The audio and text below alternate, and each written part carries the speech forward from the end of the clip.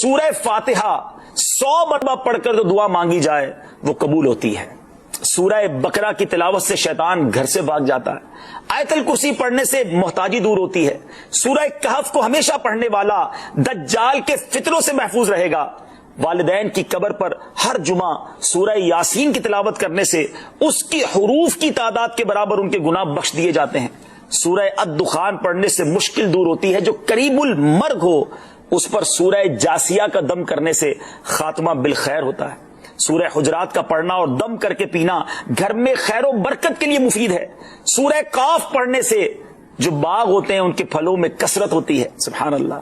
سورہ رحمان 11 بار پڑھنے سے تمام مقاصد پورے ہوتے ہیں۔ سورہ واقعہ جو شخص روزانہ پڑھے گا اسے کبھی فاقہ نہ ہوگا۔ سورہ ملک کو ہر رات پڑھنے والا عذاب قبر سے محفوظ رہے گا۔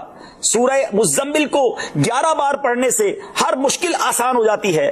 سورہ مدثر کو پڑھ کر حفظ قرآن کی دعا مانگنے سے قرآن کریم کا یاد کرنا آسان ہو جاتا ہے۔ جو بچے حفظ کر رہے ہیں ان کے لیے زبردست وظیفہ ہے۔ سورہ النازعات پڑھنے سے جاں کنی کی تکلیف نہیں ہوگی۔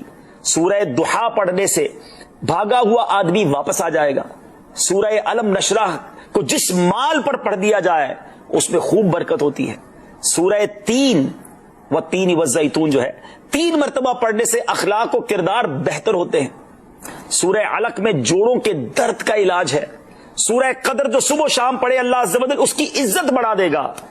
سورہ بینہ برس اور یرکان کا علاج ہے۔ جس آدمی یا جانور کو نظر لگی ہو اس پر سورہ عادیات کا دم مفید ہے۔ سورہ قارعہ پڑھنے سے بلاؤں سے حفاظت رہتی ہے۔ سورہ تکاثر کو 300 بار پڑھنے سے جلد قرض ادا ہو جاتا ہے۔ کئی لوگ کہتے ہیں جناب قرض بہت ہے، چلے قرآن کا وظیفہ لے لیں، الہاکم التکاثر، یہ جو سورت ہے 300 بار پڑھنے سے بہت جلد قرض اتر جاتا ہے۔ سورہ عصر پڑھنے سے غم دور ہو جاتا ہے۔